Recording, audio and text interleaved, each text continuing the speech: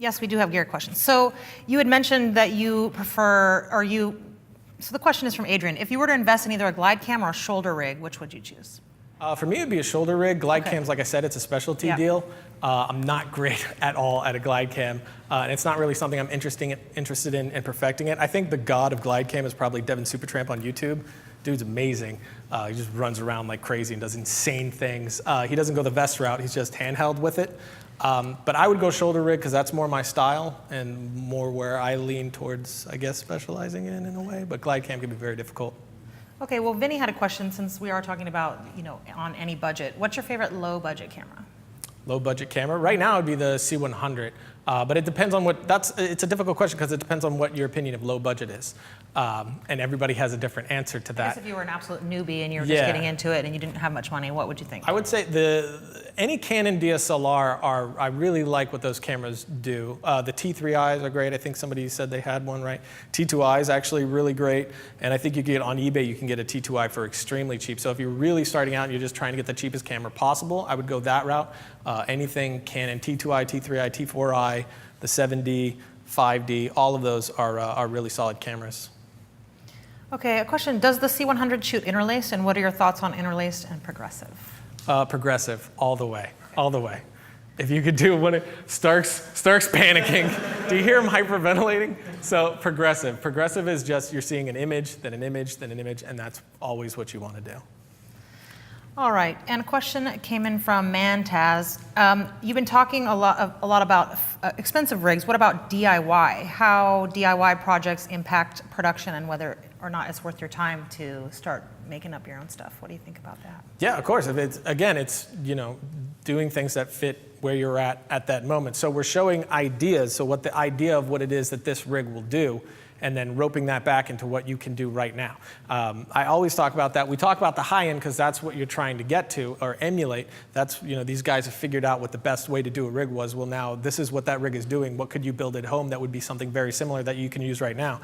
It's kind of like how I started doing my backyard filmmaking as I watched stuff like back in the day, movie magic. And it was nothing about how I could make it right now in my room. It was how the pros were doing it, but I was like, that's amazing. I get the technique of what they're using, and then you rope that back into where you're at right now and figure out a way that you could do it with where you're at currently. I mean, in Filmright, we've made a bunch of household rigs, including shoulder rigs. It was just made out of PVC for like 12 bucks, and we just bent the PVC with one of those heat guns. So whatever you have at the moment, it's figuring out what you want, and then if you want to do DIY, build something similar.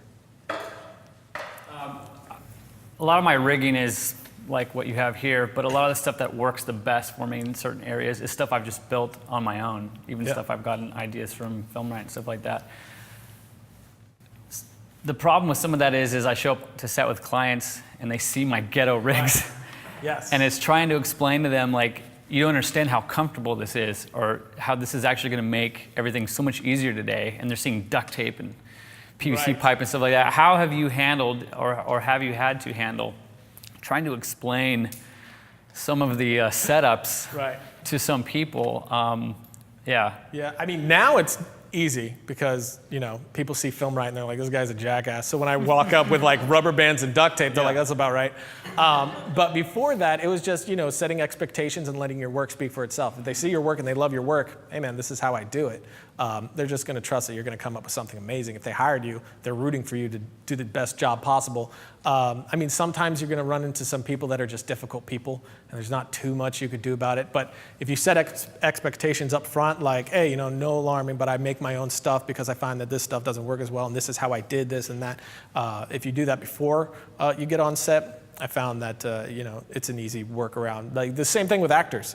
Tempering their expectation of onset of, hey, this is how it's going to be. This is run and gun. This is going to be intense. And then when they get there, they know what to expect, and they're not freaking out about it. But if you just throw it at them when they get there, you're going to have some difficulty. And do you have favorite audio gear that you recommend? Well, again, it depends on what you're doing. My favorite way to shoot run and gun would be with the C100. The audio in cam is just great. I love it.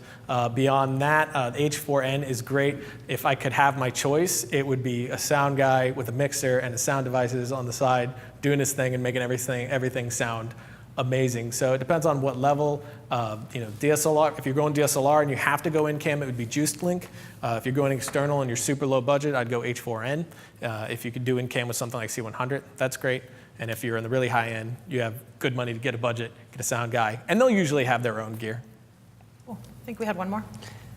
Yeah, it's not so much a question as it is like I guess a statement. So most of you are probably familiar with the show Sherlock. Yes. And so in season 3, they did this kind of bullet time effect where they had this camera that swept around Benedict Cumberbatch. And it's actually, like, if you watch the behind the scenes, it's literally like untreated 2x4 on like a metal like screw. And the camera operator was just like, he just spun it and it went like, what? So like even these guys are doing, No, super you'd be DIY. so surprised at how much DIY and just like backyard filmmaking happens in the higher end. Shane Hurlbut, who did Transformers or Terminator Salvations, why did I have such time to do? Or Need for Speed. He's working on a new film, Flags of Our Fathers. Not Flags of Our Fathers, Fathers and Daughters. Forget it. Shane Hurlbut. You should know who he is, okay? He did Saving Private Ryan. He's done everything. But he's an excellent cinematographer, and some of the stuff that he uses constantly on everything has to do with 2x4s and fixtures bought from Home Depot that he's just nailed to it, and the light that he gets is gorgeous. I want to explain what the rig is, but I was sworn to secrecy. But basically, it's 2x4s and Home Depot lights, and it's insane. And that's what he's using. He has this entire line of like these massive lights. He's got a freaking 10K sitting there. These lights that cost thousands and thousands and thousands of dollars with crazy rigging. And dudes hauling up a friggin' thing, and then a shower curtain. I kid you not, a shower curtain, which works great and looks exactly like the equivalent diffusion that you would use. So it's, whatever your mean is, you can find a way to it. And if there's something that doesn't exist that needs to do the job that you want, like you're talking about, or even that Sherlock thing, use your brain, come up with something to do. That's what takes you to the next level. That's what gets you doing something that nobody else is doing. I mean, bullet time, that's how bullet time was invented. The guy just came up with a way to do the thing. Somebody came up with a way to do this. You could do, you're saying it doesn't have to be thousands and thousands of dollars. That's just the lazy man's or the privileged dude's way of doing it. If you can rent the gear, that's great. If you don't have it, figure it out. Awesome conversation. All right, well, let's take another 5 minutes and go over the questions from the first segment since we got kind of cut off. Cool. All right, so these are more kind of big picture questions. So Jake Hafner had said, often the hardest part of writing a script is forming the initial idea. How do you get the creative juices flowing? And I know you had a few on the list, but you want to get into that a little more. It's just consumption, man. Watch as much stuff. Actually, I'm going to tell a story that I said I was going to tell. Ryan Vance last night at dinner was telling me about Martin Scorsese, how he watches one film every day. And I'm like, how is that possible? Like, I'm struggling to watch a film a week, but he watches a film every day. And then he was telling me how he comes out of his trailer with an idea because of this film that he watched. It's just consume. Just bring things in as much as possible to inspire you, but not just art of any kind or entertainment of any kind, but just life around you. Get involved with like psychology for dummies. You don't have to get deep in it. Philosophy. Just be a student of life, and those things will end up inspiring you to say something, to put some kind of story together. That's where it all comes from. You dry up the well, you focus on just trying to figure out your story. And you got nothing in there. You got to fill the well so you could pull up from it. And I think once you do that, and not just live life, but experience life and know that you're living it and really focus on it and analyze everything that's happening to you, even the most mundane, stupid thing. One of the best ways I put it is some people say, oh, it's a bird and it's blue. You should be thinking, it's a bird, how is it flying? What are those feathers? Why is it blue? What makes it blue? That's how a filmmaker and a storyteller's mind works. And once you start thinking that way, you just fill that well to overflowing, and it's a lot easier to dip into ideas. Great. And Video Production wanted to know, is it better to write a storyboard or just create the camera perspectives while shooting? So storyboard or make it up on the fly, basically. Yeah, I guess specifically to the camera perspective. I think it's great to make storyboards, and if you're just starting out, I think making storyboards is really good. and shot lists are really good to practice and such. But I think at some point, something that I've found just by necessity, because I didn't have time to make shot lists or storyboards, I just had to go out and do it. Proximity wasn't storyboarded, it was hardly shot listed, and there was a few scenes in it that were very hectic, which we'll get to, very hectic fight scenes, and I had to just put it all and make it sense in my head. And I think that's really, really good practice to be able to go out and just do that, because sometimes things, go awry. It does not go, well, sometimes things always go wrong. Nothing will ever work. That's usually you could prep all you want. The second you get out there, everything falls apart. Cam B's not working. We just lost 2 lights, and now you got to just figure it out. So if all you do is focus on your prep, and then you get on set, you're not able to just work on the fly. You're not able to just go with the seat of your pants and just roll with it. You got to expect those changes, expect craziness to happen. So that's a really, really great thing to practice if you're just starting out. Come up with a scene, write it, shoot it without any storyboards, any shot lists, make it up in your head as you go. Just know that it might not come out good. Maybe it's not something that you're going to do anything with. It's just practice. But that's really good practice to get into, so you can really dial in how you work on the fly, and it'll be less stressful when those things happen. We're like, all right, well, everything broke. Okay, I got an idea.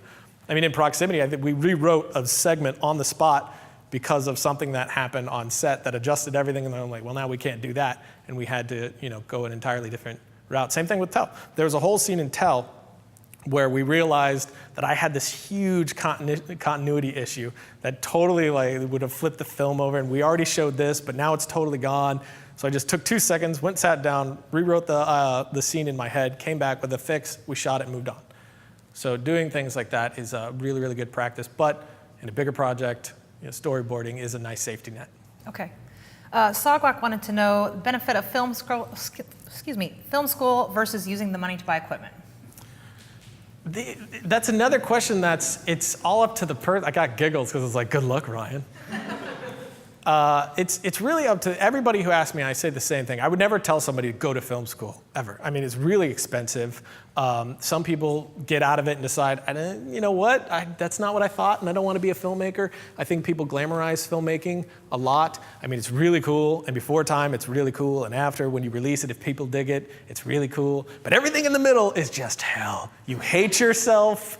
You think everyone else hates you. You'll never be successful. It's very, very difficult. Even on set, it's something very difficult. Even if you're not the one, sailing the ship, if you're just one of the people on it, it's very difficult.